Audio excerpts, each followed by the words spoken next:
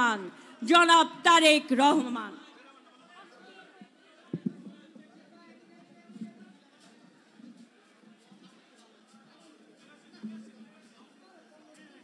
বিসমিল্লাহির রহমানির রহিম।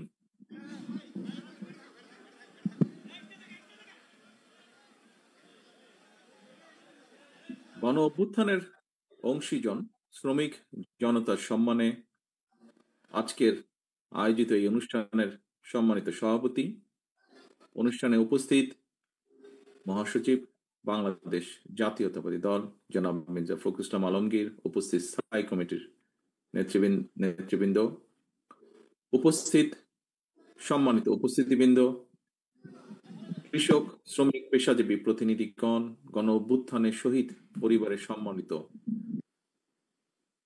সদস্যগণ, গণ অভ্যুত্থানে আহত সাহসী বন্ধুগণ, আলোচক বৃন্দ এবং এই অনুষ্ঠানে উপস্থিত সকল উপস্থিতি এবং শ্রোতাবৃন্দ, আসসালামু আলাইকুম। এতক্ষণ পর্যন্ত যারা বক্তব্য রেখেছেন, আপনাদের সবার বক্তব্যে গণ অভ্যুত্থানের সময় নৃশংসতা এবং এর আগে পরের পরিস্থিতি, গণ অভ্যুত্থানে বীর জনগণের আত্মত্যাগ, সন্তান স্বজনহারা পরিবারগুলোর আশা নিরাশা এবং দেশের বর্তমান সার্বিক পরিস্থিতির একটি চিত্র উঠে এসেছে। প্রিয় উপস্থিতিবৃন্দ, ফ্যাসিবাদী বিরোধী জুলাই গণ অভ্যুত্থানের সময় দেশের অন্যতম শিল্প কারখানা নির্ভর সাভার আশুলিয়া এলাকায় শহীদ পরিবারের স্বজন এবং আহতরা যে বক্তব্য দিয়েছেন, আমি আমার বক্তব্যে তাদের বক্তব্যগুলোকে প্রাধান্য দিয়ে কয়েকটি কথা আপনাদের সামনে তুলে ধরতে চাই। ফ্যাসিবাদের বিরুদ্ধে গত ১.৫ দশকের আন্দোলনের ধারাবাহিকতায় শেষ পর্যন্ত জুলাইয়ের গণ অভ্যুত্থানে হাজারো শহীদের প্রাণের বিনিময় স্বৈরাচার এই দেশ ছেড়ে পালিয়ে যেতে বাধ্য হয়েছে। জুলাইয়ের গণ অভ্যুত্থানের সবচেয়ে বেশি সংখ্যক শহীদ হয়েছেন কিন্তু শ্রমজীবী মানুষ। বিশেষ করে এই সাভার আশুলিয়ায় শ্রমিকদের উপরে গণহত্যা চালানো হয়েছিল। হত্যা করে শ্রমিকদের লাশগুলোকে পুড়িয়ে ফেলা হয়েছিল, মানুষের লাশগুলোকে পুড়িয়ে ফেলা হয়েছিল। লাশের সঙ্গে এমন বর্বরতা, লাশের সঙ্গে এমন নির্মমতা, মনে হয় কারবালার যে নৃশংসতা তাকেও বোধহয় হার মানিয়েছে। ৫ই আগস্টে ফ্যাসিস্টের পলায়নের দিন সাভার আশুলিয়ার শ্রমিকদের উপরে গণহত্যা চলেছিল, মানুষের উপরে গণহত্যা চলেছিল। প্রিয় উপস্থিতিবৃন্দ, সরকারি চাকরিতে কোটা সংস্কারের দাবিতে গত বছর জুলাইয়ে যে আন্দোলন শুরু হয়েছিল, সেই আন্দোলনে কিন্তু শ্রমজীবী মানুষের সরাসরি কোনো স্বার্থ হয়তোবা জড়িত ছিল না, কারণ তারা কোনো সরকারি চাকরির আশা করেননি। তাহলে প্রশ্ন আসে, পোশাক কারখানার শ্রমিক, রিক্সা চালক, দিনমজুর, ভ্যান চালক, অটোরিক্সা চালক, ট্রাক চালক, হেল্পার, সহকারী, দোকান কিংবা রেস্তোরাঁ কর্মী, অথবা বিভিন্ন বয়সের নারী পুরুষ, সকল শ্রেণীর মানুষ কেন সেদিন রাজপথে নেমে এসেছিলেন? একজন রাজনীতিবিদ হিসাবে, একজন রাজনৈতিক কর্মী হিসাবে আমি একটি কারণ খুঁজে পাই। এর কারণ একটাই, দেশের সকল শ্রেণী পেশার মানুষ, দেশপ্রেমিক গণতান্ত্রিকামী জনগণ বিশ্বাস করেছে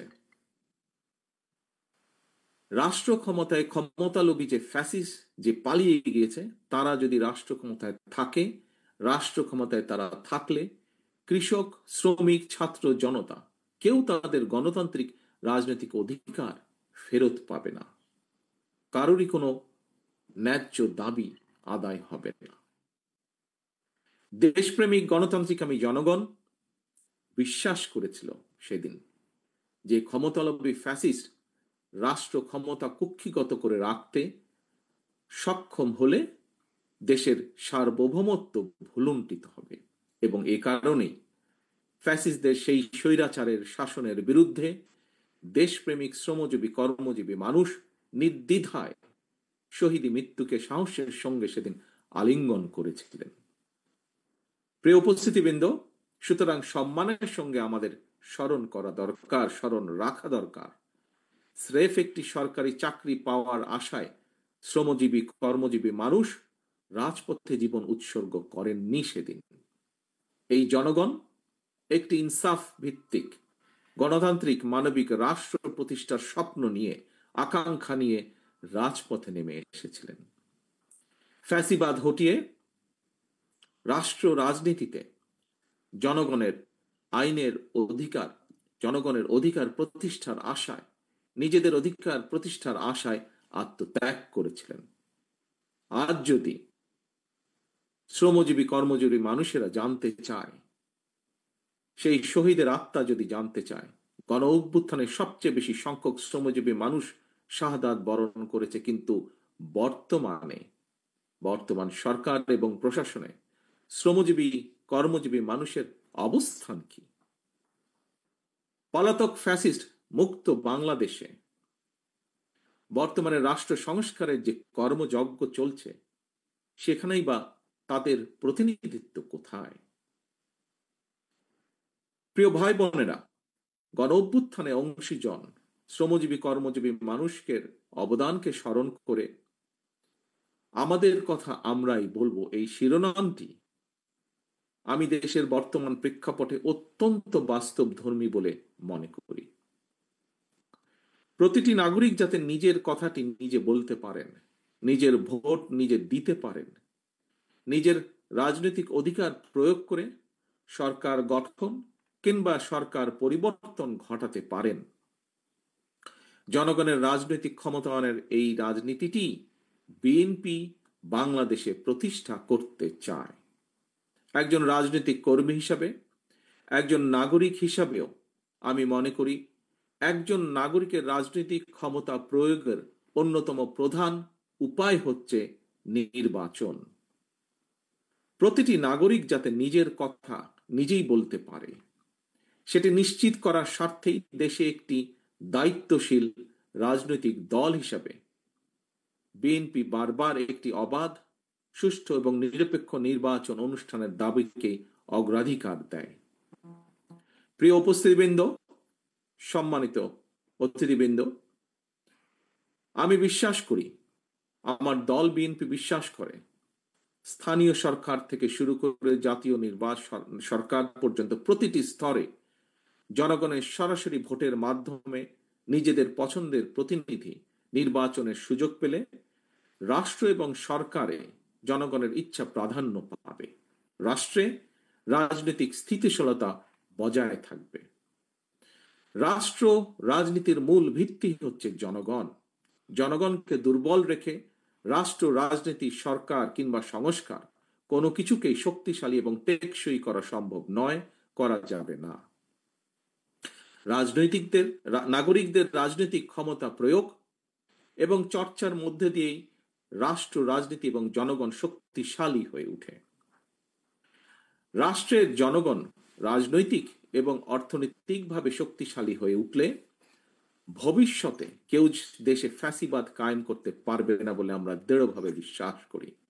আর দেশকে কেউ তাবেদার রাষ্ট্রেও পরিণত করতে সক্ষম হবে না। তাহলে সম্মানিত উপস্থিতিবৃন্দ, সরকার এবং রাজনৈতিক নেতৃত্বকে জনগণের মুখাপেক্ষী করা গেলে রাজনীতিতে গুণগত পরিবর্তন করা সম্ভব।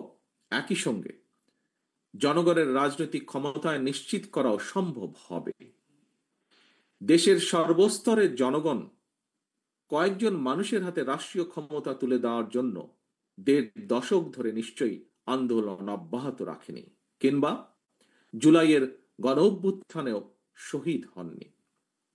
জনগণ রাষ্ট্র এবং সরকারে নিজেদের অধিকার প্রতিষ্ঠা করার জন্যই স্বৈরাচার বা ফ্যাসিবাদকে হটিয়েছে, জীবন উৎসর্গ করেছে। সুতরাং সরকারে যখন যারাই থাকুক, কেউ সরকার পরিচালনা করতে চাইলে তাদেরকে অবশ্যই নাগরিকদের কথা শুনতে হবে, প্রতিটি নাগরিকের আশা ভাষা বুঝতে হবে।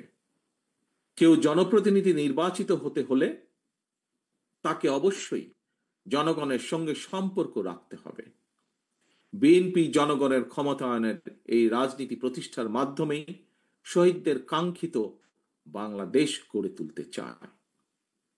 সম্মানিত উপস্থিতিবৃন্দ, ফ্যাসিবাদ হটিয়ে জনগণ রাষ্ট্র এবং সরকারে নিজেদের অধিকার নিশ্চিত করতে অন্তর্বর্তীকালীন সরকারের হাতে রাষ্ট্র পরিচালনার ভার অর্পণ করেছে।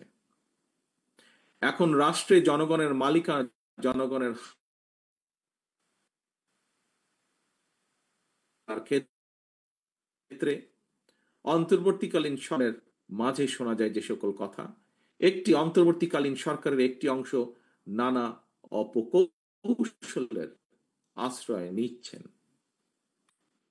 অন্তর্বর্তীকালীন সরকার শিক্ষাঙ্গন, স্থানীয় সরকার কিংবা জাতীয় সরকার, প্রতিটি ক্ষেত্রেই বিএনপি জনগণের ভোটে প্রতিনিধি নির্বাচিত করার পক্ষে। কিন্তু এইসব নির্বাচন অনুষ্ঠানের ক্ষেত্রে অন্তর্বর্তীকালীন সরকার অগ্রাধিকার নির্ধারণে বিচক্ষণতার পরিচয় দিতে পারছে কিনা, এটি একটি বিরাট প্রশ্ন এই মুহূর্তে জনগণের সামনে। আমি অন্তর্বর্তীকালীন সরকারের প্রতি দৃষ্টি আকর্ষণ করে বলতে চাই, শত শহীদদের রক্তের বিনিময় পতিত, পলাতক, পরাজিত, বিতাড়িত ফ্যাসিবাদী অপশক্তি রাষ্ট্র রাজনীতিতে পুনর্বাসিত হওয়ার সুযোগ নিতে ওত পেতে রয়েছে। সরকারের যে কোনো ভুল সিদ্ধান্তে দেশে গণতন্ত্র উত্তরণের যাত্রা পথকে সংকটে ফেলে দিতে পারে। দেশে ফ্যাসিবাদ, উগ্রবাদ, চরমপন্থা মাথাচাড়া দিয়ে উঠতে পারে। কাজেই এই ব্যাপারে আমাদের সকলকে, বিশেষ করে অন্তর্বর্তীকালীন সরকারকে অত্যন্ত সতর্ক থাকতে হবে, থাকা প্রয়োজন। শহীদ পরিবারের সম্মানিত সদস্যবৃন্দ, এবার আমি গণ অভ্যুত্থানে শহীদ, শ্রমজীবী, কর্মজীবী শহীদ পরিবারের উদ্দেশ্যে কয়েকটি কথা বলতে চাই। আমি আগেও বলেছি, শহীদগণ কিন্তু শুধুমাত্র একটি সংখ্যা নয়, একটি প্রাণের সমাপ্তির অর্থ, একটি পরিবারের মৃত্যু, একটি স্বপ্ন সম্ভাবনার অবসান। তবে আপনাদের সন্তান স্বজনের শহীদী মৃত্যু দেশ এবং জনগণকে ফ্যাসিবাদ মুক্ত করেছে। দেশ আপনার শহীদ সন্তানের কাছে ঋণী। প্রতিটি শহীদ পরিবারের প্রতি রাষ্ট্র এবং সরকারের দায়িত্ব রয়েছে। কৃষক, শ্রমিক, মেহনতি মানুষ যাতে দেশে গণতন্ত্র প্রতিষ্ঠায় শ্রমজীবীদের অবদান নিয়ে গর্ব করতে পারে, শ্রমজীবী, কর্মজীবী শহীদ পরিবারের বর্তমান এবং ভবিষ্যৎ প্রজন্মের সদস্যরা যাতে তাদের স্বজনদের শহীদী মৃত্যু নিয়ে গৌরব করতে পারেন। বিএনপি আসন্ন জাতীয় নির্বাচনে জনগণের রায় রাষ্ট্র পরিচালনার দায়িত্ব পেলে সাভার, আশুলিয়া কিংবা অন্য কোনো সুবিধাজনক এলাকায় শ্রমজীবী, কর্মজীবী মানুষের আত্মত্যাগের সম্মানে একটি বিশেষ স্থাপনা নির্মাণের পরিকল্পনা করছে। বিএনপির সর্বস্তরের নেতা কর্মীবৃন্দ, শহীদ পরিবারের সদস্যবৃন্দ 1971 সালে স্বাধীনতা অর্জনের যুদ্ধ থেকে শুরু করে 2024 সালে স্বাধীনতা রক্ষার যুদ্ধে এ যাবৎকাল যত মানুষ দেশে গণতন্ত্র এবং ন্যায় বিচার প্রতিষ্ঠায় আত্মত্যাগ করেছেন, আল্লাহ যেন প্রতিটি আত্মত্যাগকে শহীদী মৃত্যু হিসাবে কবুল করেন। আল্লাহর দরবারে এই প্রার্থনা করছি, আহতদের দ্রুত আরোগ্য কামনা করছি এবং একই সাথে আজকে শহীদদের সম্মানার্থে শহীদদের স্বজনদের পরিবারের সদস্যদেরকে তাদের মনের কথা তুলে ধরার জন্য আজকের এই অনুষ্ঠান আয়োজন যারা করেছেন তাদের সকলকে আবারও ধন্যবাদ জানিয়ে আমার বক্তব্য এখানেই শেষ করছি। আল্লাহ হাফিজ। বাংলাদেশ জিন্দাবাদ। বাংলাদেশ জাতীয়তাবাদী দল জিন্দাবাদ।